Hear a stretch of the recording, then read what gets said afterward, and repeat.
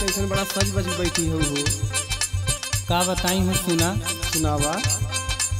बोले माया नवाया गनवाए हो सखी,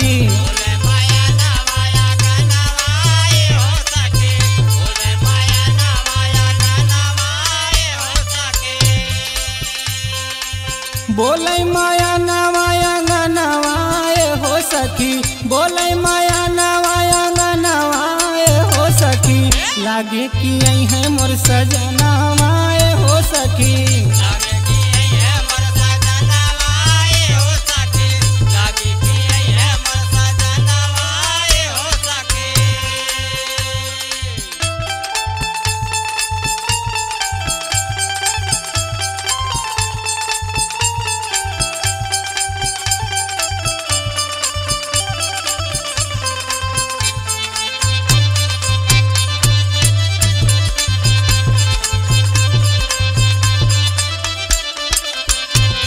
और सुनाए सखी। सुनावा।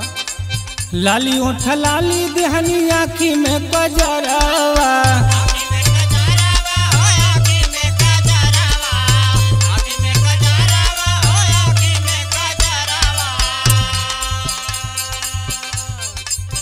आवते बला मुआ के धरब हम पजरवा,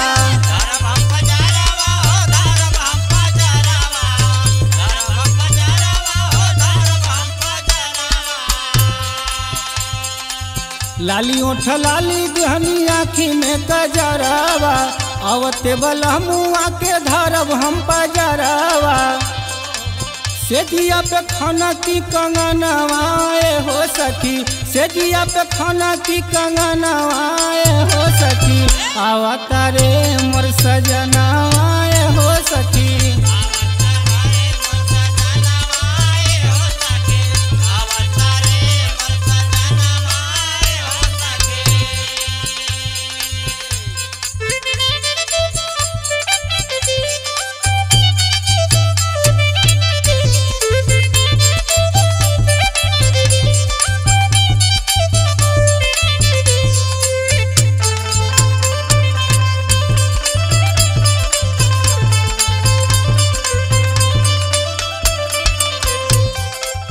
और सुनाए सखी।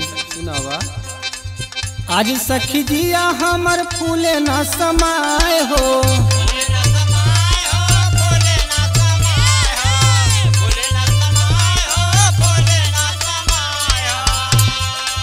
पिया मोरे आई है हमके आगम बजनाए हो,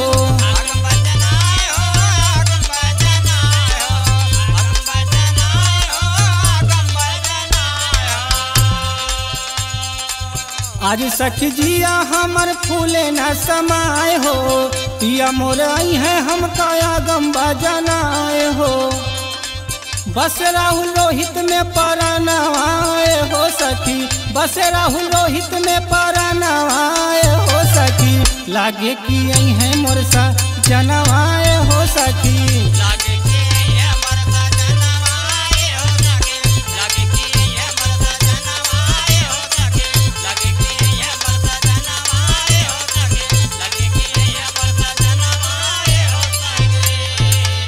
तब गौने दुल्हन बन बैठी है।